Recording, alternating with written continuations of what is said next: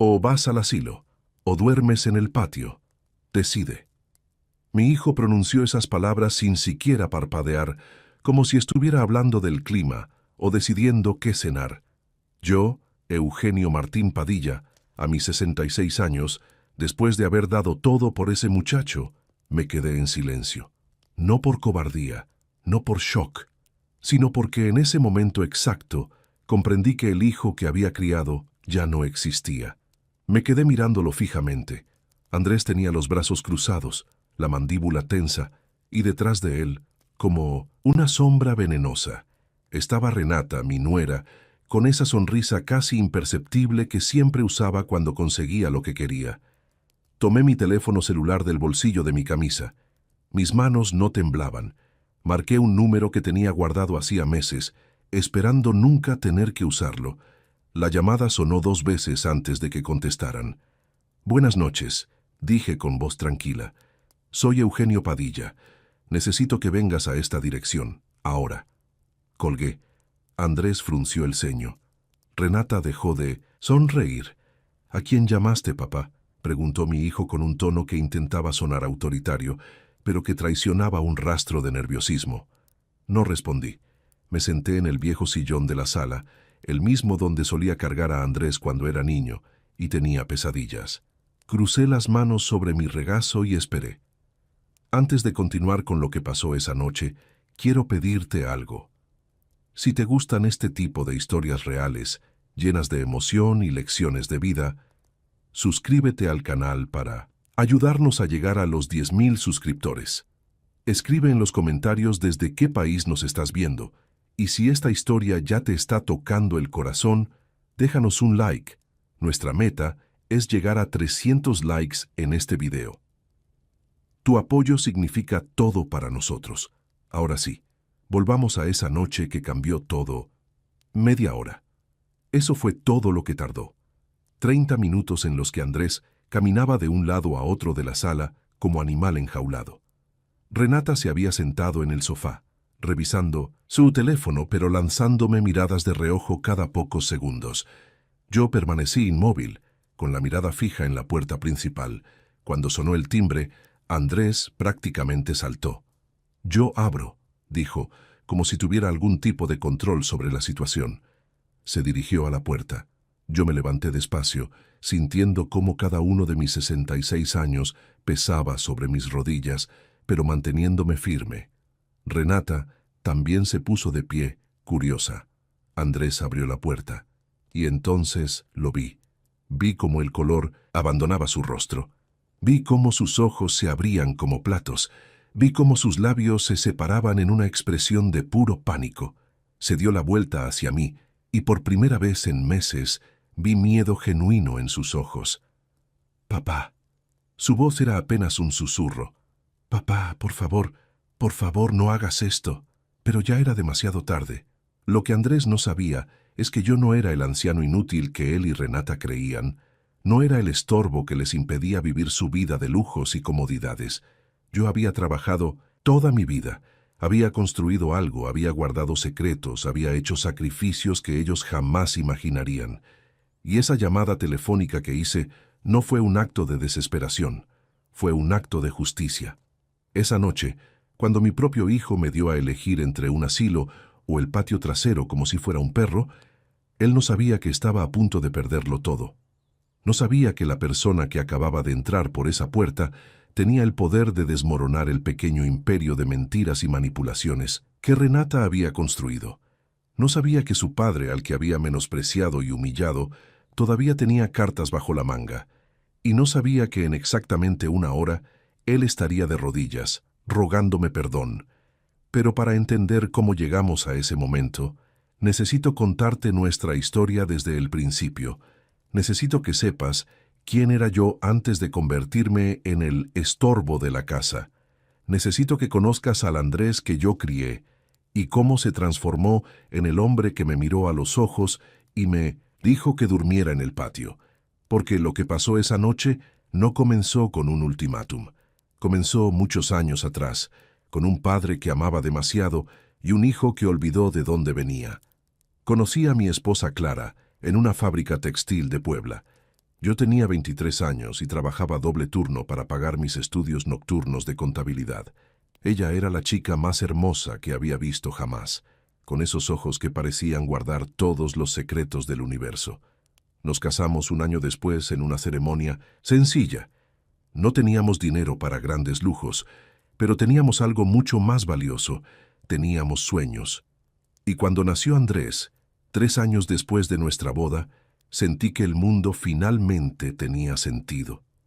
Clara murió cuando Andrés tenía apenas 12 años. Cáncer de páncreas. 4 meses desde el diagnóstico hasta el final. Fueron los meses más oscuros de mi vida, pero había un niño que me necesitaba. Un niño que acababa de perder a su madre y no podía perder también a su padre. Así que seguí. Adelante. Trabajé. Dios, cómo trabajé. Durante el día era contador en una empresa de importaciones. Por las noches y fines de semana llevaba contabilidad para negocios pequeños desde casa. Cada peso extra iba para la educación de Andrés, para sus libros, para su ropa, para que tuviera las oportunidades que yo nunca tuve.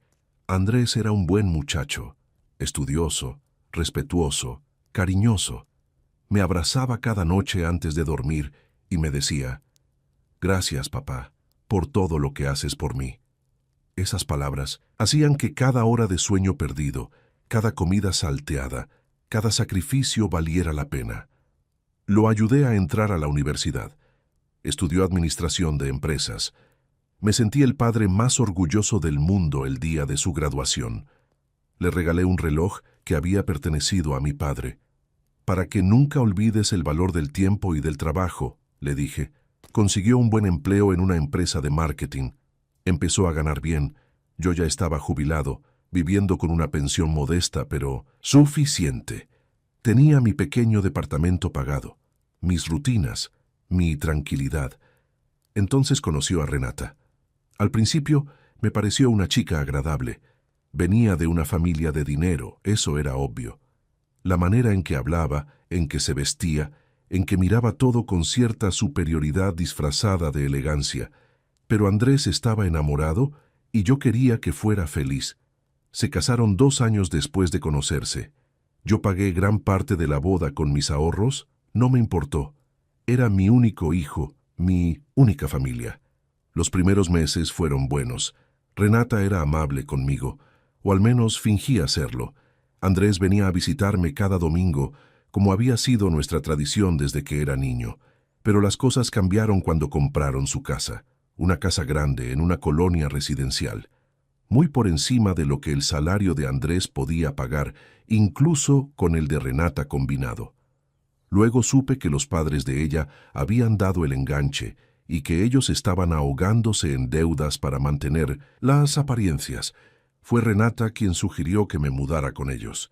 «Eugenio, estás solo en ese departamento viejo», dijo con una sonrisa que no llegaba a sus ojos. «¿Por qué no vienes a vivir con nosotros?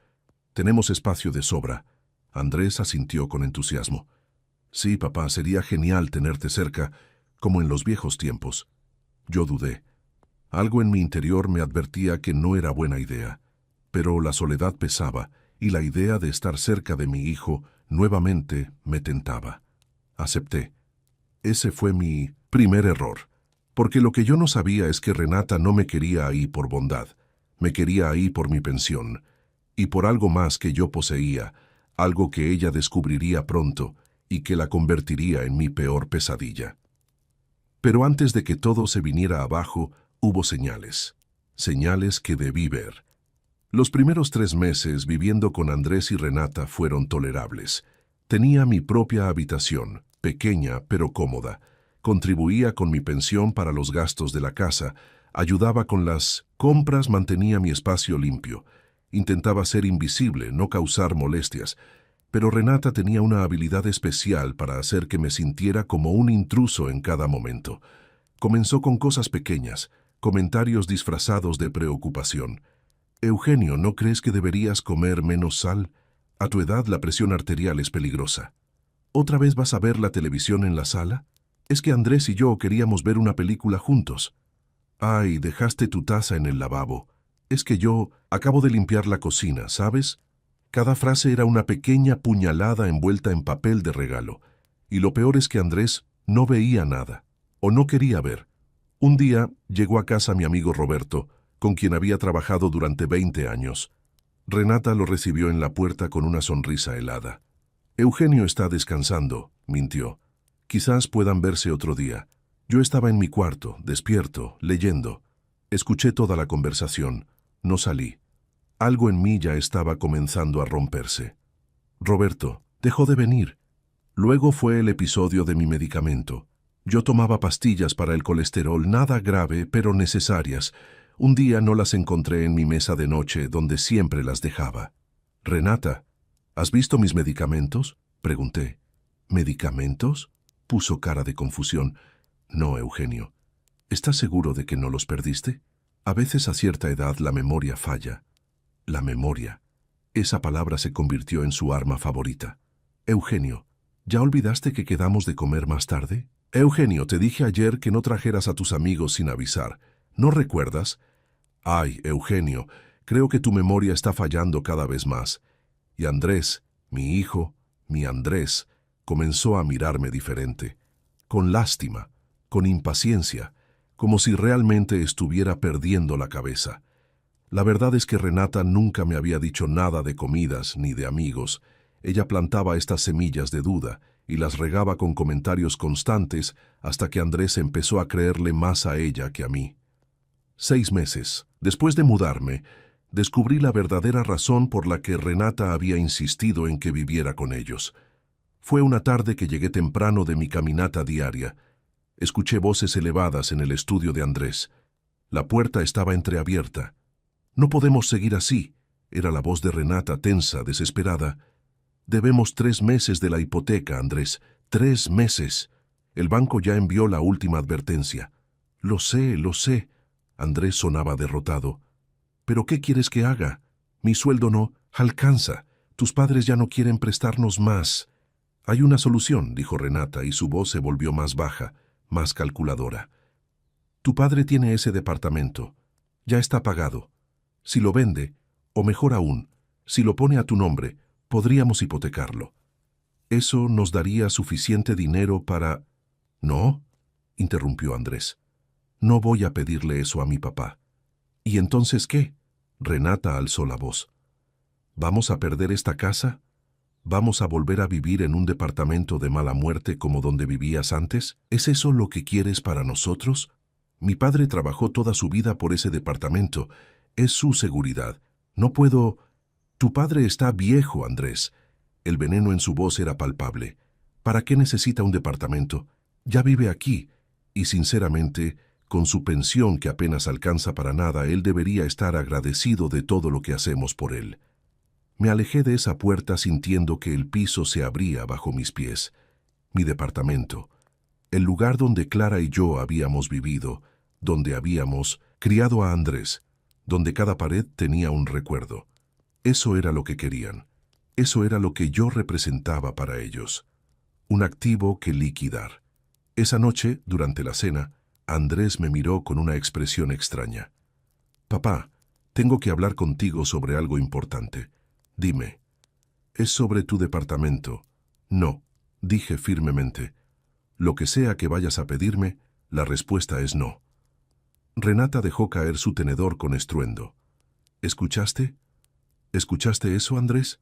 Ni siquiera quiere ayudar a su propia familia». «Papá, es que estamos pasando por un momento difícil», comenzó Andrés. «Todos pasamos por momentos difíciles», respondí. «Yo pasé por momentos difíciles toda mi vida y jamás le pedí a nadie que resolviera mis problemas». «Tú no tienes problemas», explotó Renata. «Estás viviendo gratis en nuestra casa». «Pago mi parte», dije tranquilo. «Y si es una carga tan grande, puedo irme». «Papá, no digas eso». Andrés se veía genuinamente afectado. «Nadie quiere que te vayas». Pero la mirada de Renata decía exactamente lo contrario. A partir de esa noche, la casa se convirtió en un campo de batalla silencioso. Renata comenzó a tratarme con desdén abierto. Las comidas se servían cuando yo no estaba. Las compras olvidaban incluir las cosas que yo necesitaba. Mi ropa aparecía arrugada, como si la hubieran sacado de la secadora y dejado abandonada. Y Andrés, mi hijo, se quedaba callado. Cada día elegía a su esposa por encima de su padre. Cada día me miraba con más distancia. Cada día se parecía menos al niño que yo había criado y más al hombre que Renata estaba moldeando. Hasta que llegó aquella noche, la noche del ultimátum. La noche en que Andrés cruzó una línea que nunca debió cruzar. Todo explotó un martes por la tarde. Yo había ido al banco a hacer un trámite relacionado con mi pensión, nada importante, solo actualizar unos datos. Cuando regresé a casa, encontré a Andrés y Renata sentados en la sala con una pila de papeles sobre la mesa de centro. «Papá, siéntate», dijo Andrés sin mirarme a los ojos. «Tenemos que hablar». Algo en su tono me puso en alerta inmediata. Me senté en el sillón individual, el único mueble de esa casa que todavía me hacía sentir como si tuviera algún lugar allí. Renata fue directo al grano, como siempre. «Eugenio, esto no está funcionando. Tu presencia aquí está causando tensión en nuestro matrimonio». Miré a mi hijo. Él seguía sin poder mirarme. «Andrés», dije, «¿es así como te sientes?» Finalmente levantó la vista. Sus ojos estaban cansados, pero había algo más. Había resentimiento. «Papá, es complicado. Renata y yo necesitamos nuestro espacio. Necesitamos privacidad. Y tú estás aquí todo el tiempo». «Esta es mi casa también», dije tranquilamente. «Pago mi parte. Respeto sus espacios». «No se trata solo de dinero», explotó Renata. «Se trata de que cada vez que queremos tener una cena romántica, ahí estás tú. Cada vez que queremos ver una película, ahí estás tú. Cada vez que mis padres vienen de visita, tengo que explicarles por qué hay un anciano viviendo con nosotros como si fuéramos un asilo». Anciano. Asilo. Las palabras quedaron suspendidas en el aire como cuchillos. «Renata». La voz de Andrés tenía un tono de advertencia, pero débil, sin convicción. «No, Andrés, ya basta». Ella se puso de pie. «Llevamos meses hablando de esto. Meses. Y siempre terminas sintiéndote culpable. Y no hacemos nada. ¿Hasta cuándo vamos a seguir así?» Me levanté también, sintiendo la sangre correr caliente por mis venas. «Siempre puedo irme a mi departamento», dije. «De hecho, creo que eso es lo mejor». «Ah, sí, tu precioso departamento». Renata soltó una risa amarga. «El departamento que podría resolver todos nuestros problemas, pero que prefieres mantener vacío, juntando polvo, mientras nosotros nos ahogamos en deudas». «Mis problemas económicos no son responsabilidad de mi padre», dije, pero mi voz sonaba menos segura. «¿Problemas?». Renata estaba gritando ahora. «Andrés, es tu padre. Se supone que la familia se ayuda. Él vivió en tu casa durante años, comiendo tu comida, usando tus servicios. Y ahora no puede hacer un pequeño favor. ¿No puede poner ese maldito departamento a tu nombre para que podamos salvarnos?». «Ya basta», grité yo también, sorprendiéndolos a ambos. «Ese departamento es lo único que me queda de toda una vida de trabajo. Es donde viví con Clara, donde criamos a Andrés. No es una propiedad para liquidar, es mi hogar». «Tu hogar está aquí», dijo Andrés, pero sin fuerza. «¿Ah, sí? ¿Este es mi hogar?». Miré alrededor. ¿Un lugar donde me tratan como estorbo? ¿Donde me esconden cuando vienen visitas? ¿Donde mi propia nuera me llama anciano como si fuera un insulto? Renata me miró con odio puro. «¿Sabes qué, Eugenio? Tienes razón. Este no es tu hogar. Y creo que es hora de que busques uno que sí lo sea». «Renata». Andrés intentó intervenir. «No, Andrés, se acabó». Ella lo miró fijamente. «O él se va, o yo me voy. Tú decides». El silencio que siguió fue ensordecedor. Miré a mi hijo, mi único hijo. El niño que había cargado en mis brazos, el adolescente al que había consolado cuando su madre murió, el joven al que había pagado la universidad trabajando doble turno. Y esperé. Esperé a que me defendiera, a que le dijera a su esposa que estaba siendo cruel e injusta, a que recordara todo lo que yo había hecho por él, pero Andrés miró al suelo, y en ese momento supe que ya lo había perdido. «Papá», dijo finalmente, con voz ronca, quizás Renata tiene razón. Quizás sería mejor que buscaras otro lugar.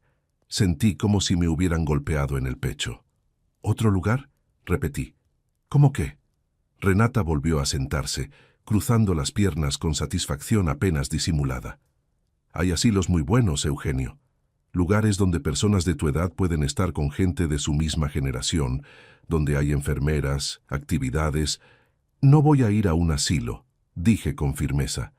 Entonces tendrás que arreglártelas solo, respondió ella con frialdad, porque aquí ya no puedes quedarte. Miré a Andrés una vez más, una última oportunidad, una última súplica silenciosa. Pero él no levantó la vista. Está bien, dije. Si eso es lo que quieren, me iré mañana. No, dijo Renata. Te vas hoy. Renata. Finalmente Andrés reaccionó. Dame un poco de... Hoy, Andrés. No voy a pasar una noche más bajo el mismo techo que alguien que prefiere vernos perder todo antes que ayudar a su propia familia. Entonces Andrés hizo algo que jamás olvidaré. Me miró directamente a los ojos y dijo, «Papá, ella tiene razón, creo que es mejor que te vayas hoy». «¿A dónde?», pregunté. «Son las 6 de la tarde. ¿A dónde quieres que vaya?». Andrés se encogió de hombros y fue ese gesto, esa indiferencia, lo que finalmente rompió algo dentro de mí.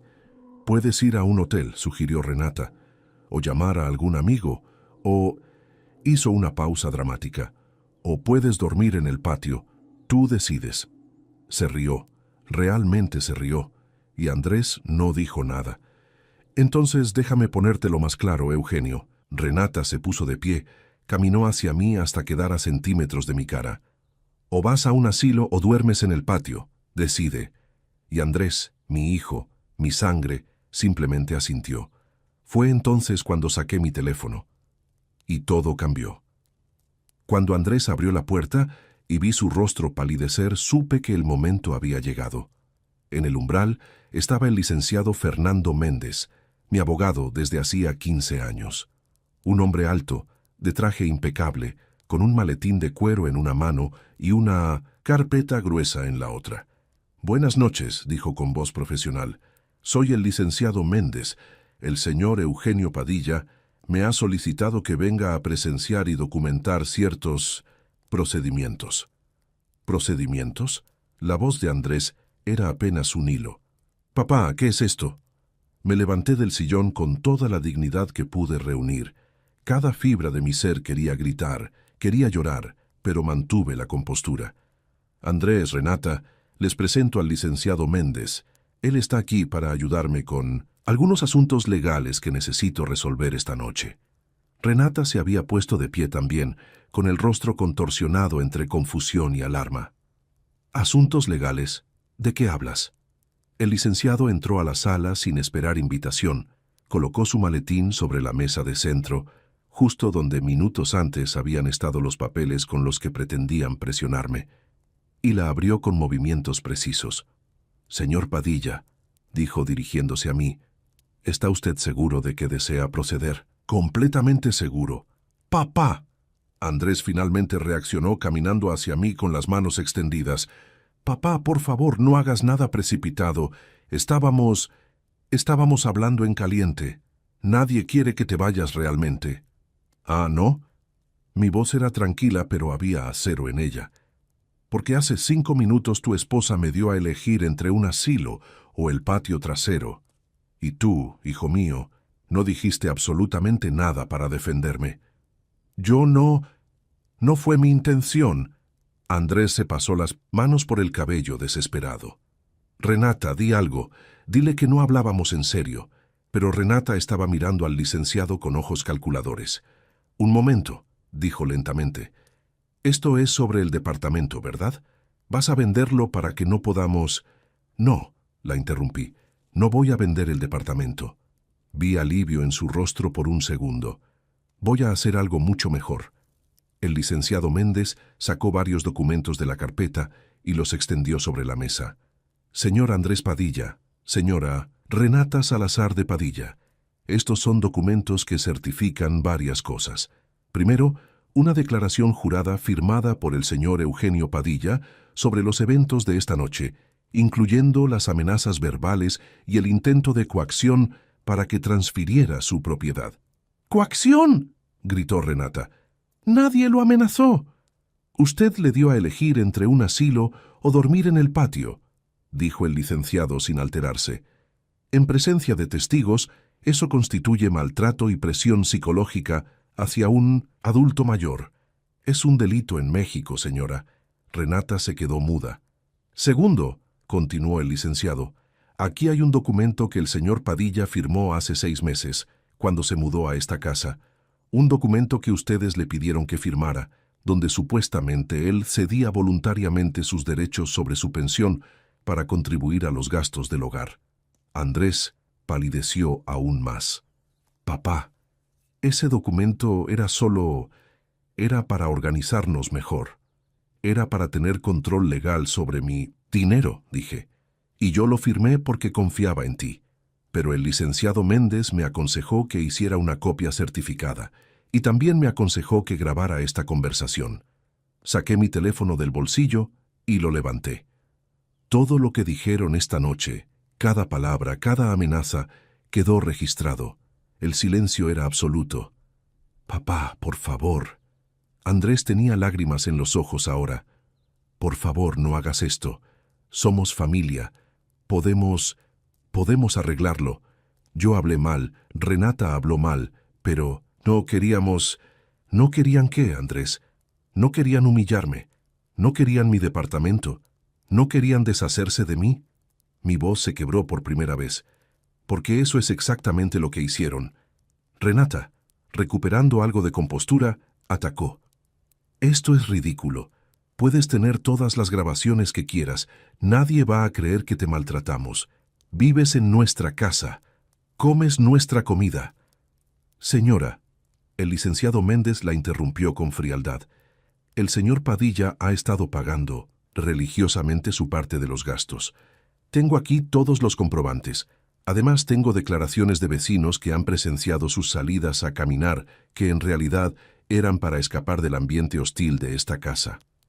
«Mentiras», siseó Renata, pero había miedo en sus ojos ahora. «Y hay más», continué yo. «Licenciado, muéstreles el otro documento». Méndez sacó un papel oficial con sellos y firmas.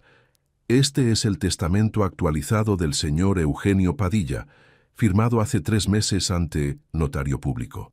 En él, específicamente, se excluye a Andrés Padilla como heredero de cualquier bien, propiedad o activo». Andrés se tambaleó como si lo hubieran golpeado físicamente.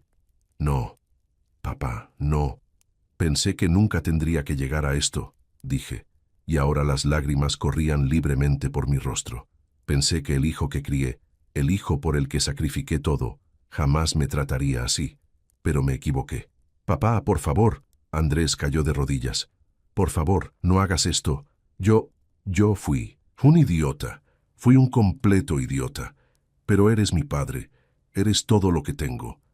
Yo también pensaba que tú eras todo lo que tenía», dije en voz baja, «hasta que me demostraste lo contrario». Renata, viendo que las cosas se estaban derrumbando, intentó un último ataque. «¿Y qué vas a hacer, Eugenio? ¿Denunciarnos? ¿Llevarnos a la cárcel? Eres un anciano sin nadie más en el mundo. Nos necesitas». Sonreí. Fue una sonrisa triste, pero también tenía algo de triunfo. «Ahí es donde te equivocas, Renata. No, los necesito, y estoy a punto de demostrárselo. Licenciado», dije volteando hacia Méndez, «por favor, llame al segundo contacto». Méndez asintió y marcó un número en su celular. «Puede venir», dijo simplemente, y colgó. Andrés me miraba desde el suelo, con el rostro destrozado por las lágrimas. «Papá, papá, no sé qué vas a hacer, pero por favor, perdóname. Perdóname por todo». Quise abrazarlo. Quise decirle que todo estaría bien. Quise ser el padre que siempre había sido. Pero algo, dentro de mí, sabía que primero tenía que terminar esto, porque lo que estaba a punto de revelarse cambiaría todo, para siempre. La puerta sonó nuevamente. Esta vez, Andrés no se movió del suelo. Renata estaba paralizada junto al sofá, con las manos apretadas en puños a sus costados. El licenciado Méndez abrió la puerta, y entró ella. Cuando Andrés levantó la vista y la vio, su rostro pasó de la desesperación a la confusión total. ¿Tía Lucía? Lucía Padilla, la hermana menor de mi difunta esposa Clara, entró a la sala con la misma elegancia que siempre la había caracterizado. A sus 58 años, era una mujer exitosa, directora de una fundación de apoyo a adultos mayores en Ciudad de México. No la habíamos visto en casi 3 años, desde que Renata había olvidado invitarla a la boda. «Hola, Andrés», dijo Lucía con voz calmada pero firme. «¿Cuánto tiempo sin vernos?» «¿Qué haces aquí?», tartamudeó él. «Tu padre me llamó hace 2 meses», respondió Lucía caminando hacia mí y tomando mi mano con ternura. Me contó lo que estaba pasando y hemos estado preparando todo desde entonces. Renata finalmente encontró su voz. ¿Preparando qué? Esto es algún tipo de venganza retorcida. Van a intentar destruir nuestra vida por una simple discusión familiar. Lucía la miró con una frialdad que hubiera congelado el infierno. Señora, lo que ustedes le han hecho a Eugenio no es una simple discusión familiar. Es abuso sistemático, manipulación psicológica y explotación económica de un adulto mayor vulnerable. Y en mi fundación nos dedicamos específicamente a combatir estos casos. Sacó su propia carpeta de documentos de su bolso. Durante las últimas 8 semanas he estado documentando todo. Las llamadas de Eugenio, las grabaciones que me enviaba, los testimonios de vecinos, las transacciones bancarias que muestran cómo han estado usando su pensión para pagar sus deudas, mientras él apenas tenía para sus medicamentos. «Eso no es cierto», gritó Renata. «¿No?» Lucía abrió la carpeta. «Aquí está el estado de cuenta de Eugenio. En los últimos 6 meses, su pensión de 8.500 pesos mensuales ha sido transferida íntegramente a la cuenta conjunta de esta casa.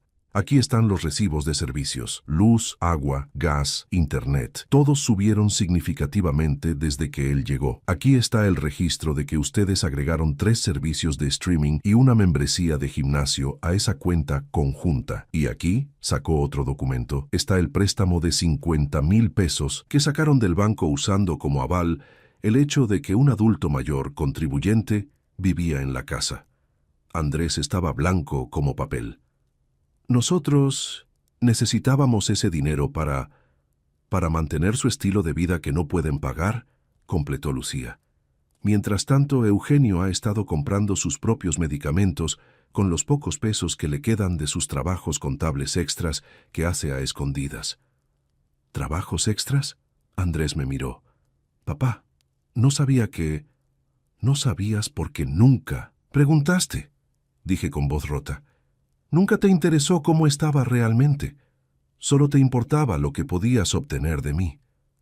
Lucía continuó, implacable. «Pero eso no es todo. Eugenio, cuéntale sobre el departamento». Respiré profundo. Esta era la parte que había estado guardando. «Mi departamento», dije, «no es solo un departamento. Hace 15 años, cuando ustedes eran todavía estudiantes, la zona donde está ubicado fue declarada Patrimonio Histórico y parte de un proyecto de renovación urbana».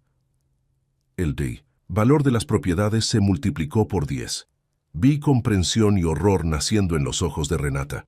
«Ese departamento que ustedes querían que pusiera a su nombre vale actualmente 2.800.000 pesos. Y no solo eso. Hace años lo registré como parte de un fideicomiso familiar que genera rentas de propiedades adicionales que compré con el tiempo». Andrés se había quedado completamente quieto. Yo no sabía... No sabías. Porque si hubieras sabido que tenía dinero, ¿verdad que me habrían tratado diferente? Mi voz era amarga ahora. No me querían a mí, Andrés. Querían lo que yo tenía. Renata, en un último intento desesperado, cambió de táctica completamente. «Eugenio, mira». Su voz se volvió suave, manipuladora. «Creo que todos nos hemos dejado llevar por las emociones. Podemos olvidar todo esto. Podemos empezar de nuevo. Yo reconozco que he sido dura contigo, pero es porque he estado estresada con las deudas y...» «Suficiente», la interrumpí.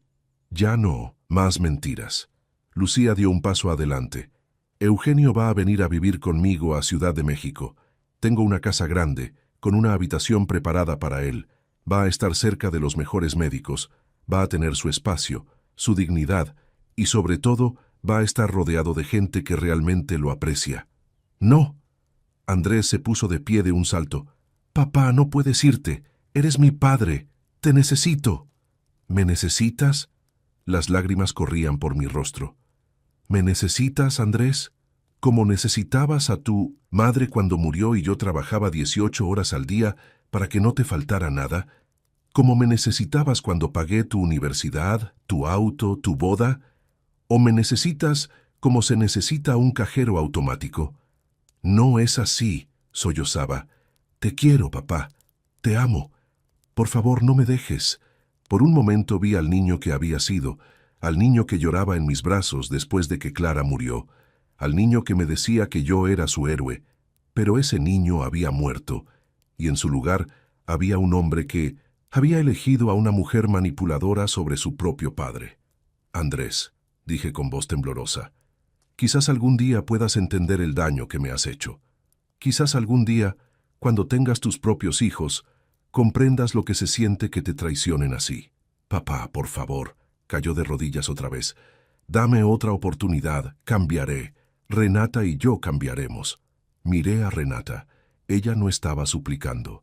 Ella estaba calculando, pensando en su siguiente movimiento, y supe que nada cambiaría, jamás. «Licenciado», dije, «los documentos están listos». «Todos firmados y certificados», respondió Méndez. «La denuncia formal por abuso de adulto mayor será presentada mañana en el Ministerio Público. El caso será investigado.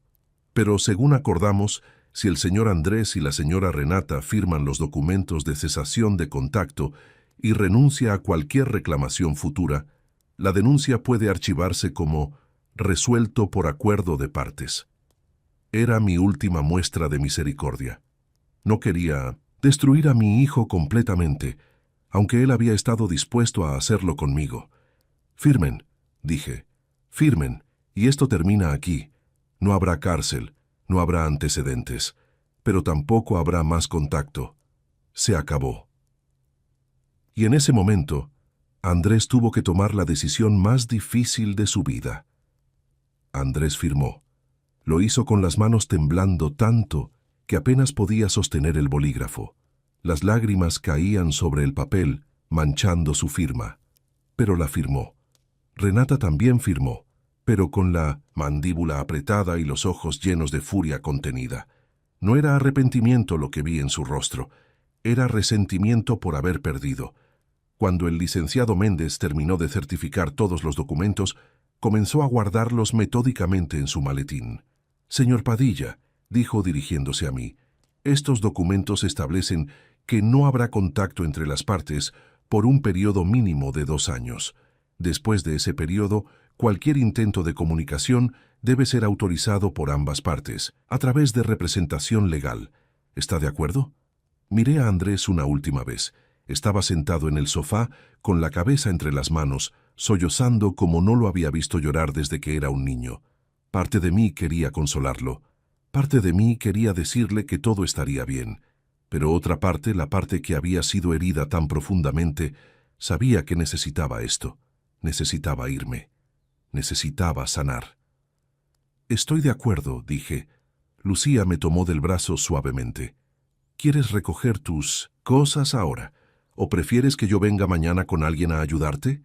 «Ahora», respondí. «No hay mucho que llevar, solo ropa y algunos objetos personales». Mientras caminaba hacia mi habitación, escuché la voz rota de Andrés detrás de mí. «Papá, papá, solo una cosa, por favor». Me detuve, pero no me volteé. «Dime, ¿hay alguna manera de que algún día puedas perdonarme?» El silencio se extendió por varios segundos. Finalmente me di la vuelta y lo miré. Realmente lo miré. «Andrés, yo ya te perdoné». Eso es lo que hacen los padres. Pero perdonar no significa olvidar. Y no significa permitir que sigan haciéndote daño. «¿Entonces nunca volveré a verte?» Su voz era la de un niño perdido. «Eso depende de ti», dije suavemente. «Tienes 2 años para pensar en quién quieres ser. 2 años para decidir si el hombre que eres hoy es el hombre que quieres seguir siendo. Si después de ese tiempo realmente has cambiado, si realmente has entendido lo que hiciste, entonces podemos hablar. Lo haré, susurró.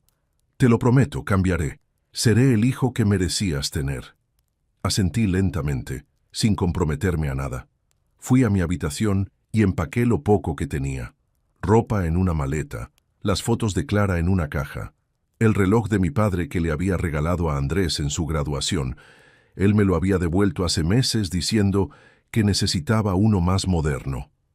Algunos libros, mis medicamentos, toda una vida reducida a 2 maletas y una caja.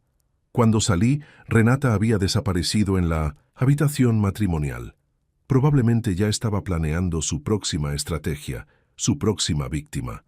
Algunas personas nunca cambian. Andrés seguía en el sofá, inmóvil, mirando al vacío. «Andrés», dije, y él levantó la vista con ojos hinchados. «Cuida de tu esposa, resuelve tus deudas, construye tu vida, pero hazlo con honestidad y trabajo duro, no a costa de otros». «Sí, papá», dijo con voz ronca. «Y una cosa más», agregué. «Cuando tengas hijos algún día, recuerda esta noche. Recuerda cómo se traicionar a alguien que te ama incondicionalmente. Y nunca, nunca le hagas a ellos lo que me hiciste a mí». Asintió, incapaz de hablar. Lucía, el licenciado Méndez y yo salimos de esa casa. La puerta se cerró detrás de nosotros con un sonido definitivo, como el cierre de un capítulo. 3 meses después. La Ciudad de México me recibió como un abrazo cálido que no sabía que necesitaba. La casa de Lucía era hermosa, llena de luz y plantas. Mi habitación tenía vista a un pequeño jardín donde me sentaba cada mañana a tomar café y leer el periódico. Había paz, había silencio, había dignidad. Lucía resultó ser una compañía maravillosa. Cocinábamos juntos, veíamos películas, conversábamos sobre Clara y los viejos tiempos. Nunca me hizo sentir como una carga. Me hizo sentir como familia. También me involucró en su fundación. Empecé a dar charlas a otros adultos mayores sobre derechos legales, sobre cómo protegerse de la explotación. Mi historia, aunque dolorosa, servía para ayudar a otros. Y descubrí algo sorprendente. Todavía tenía mucho que dar. A mis 66 años no era el final. Era un nuevo comienzo. Mi departamento lo convertí en un espacio de renta para estudiantes universitarios con dificultades económicas. 3 jóvenes ahora vivían ahí, pagando una renta simbólica, recordándome un poco a lo que Andrés había sido alguna vez. Un día, 2 meses después de aquella noche, recibí un sobre certificado. Dentro había una carta escrita a mano. La reconocí de inmediato. Era la letra de Andrés. «Papá, no espero que leas esto y mucho menos que respondas. Solo necesito que sepas algunas cosas». Renata y yo nos separamos. Me di cuenta, demasiado tarde quizás, de que tenías razón sobre ella, sobre nosotros, sobre todo. Vendí la casa, pagué todas las deudas. Ahora vivo en un departamento pequeño y estoy trabajando en 2 empleos para mantenerme. ¿Y sabes qué es lo extraño? Por primera vez en años, puedo dormir tranquilo. He estado yendo a terapia. El terapeuta dice que tengo mucho que procesar sobre la pérdida de mamá, sobre la presión de ser exitoso, sobre la culpa. Dice que lastimé a la única persona que siempre me amó incondicionalmente, porque era más fácil que enfrentar mis propios fracasos. Tiene razón. No te estoy pidiendo perdón. Todavía no. Porque primero necesito perdonarme a mí mismo. Necesito convertirme en alguien que merezca tu perdón. Solo quería que supieras que lo estoy intentando, que cada día me levanto y elijo ser un poco mejor que el día anterior, y que te extraño, Dios, cómo te extraño. Con amor y arrepentimiento, Andrés. Leí la carta 3 veces, sintiendo cómo las lágrimas rodaban por mis mejillas. Lucía entró al jardín con 2 tazas de café. ¿Malas noticias?, preguntó con preocupación. No, dije sonriendo a través de las lágrimas. Creo que son buenas noticias. O al menos, el comienzo de algo bueno. No respondí la carta. Todavía no. Los 2 años de distancia, estaban ahí por una razón, pero la guardé en una caja especial, junto a las fotos de Clara y el reloj de mi padre.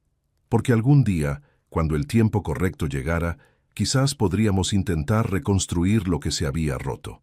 O quizás no, y ambas opciones estaban bien, porque yo había aprendido la lección más importante de mi vida. El amor no significa permitir que te destruyan. El amor también significa amarte a ti mismo lo suficiente para alejarte de quienes te hacen daño.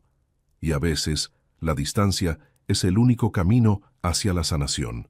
Hoy, un año después, de aquella noche me siento en el jardín de Lucía, tomando mi café matutino, viendo cómo el sol ilumina las flores que planté hace unos meses.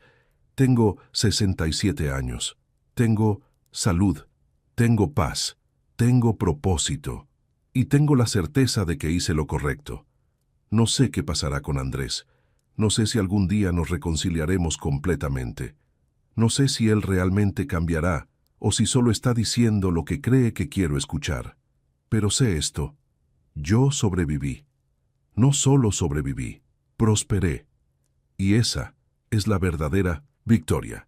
Si esta historia te conmovió, recuerda darle like y suscribirte al canal. Y cuéntame en los comentarios, ¿alguna vez has tenido que tomar una decisión difícil con tu familia?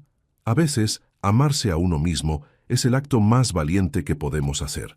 Gracias por escuchar mi historia.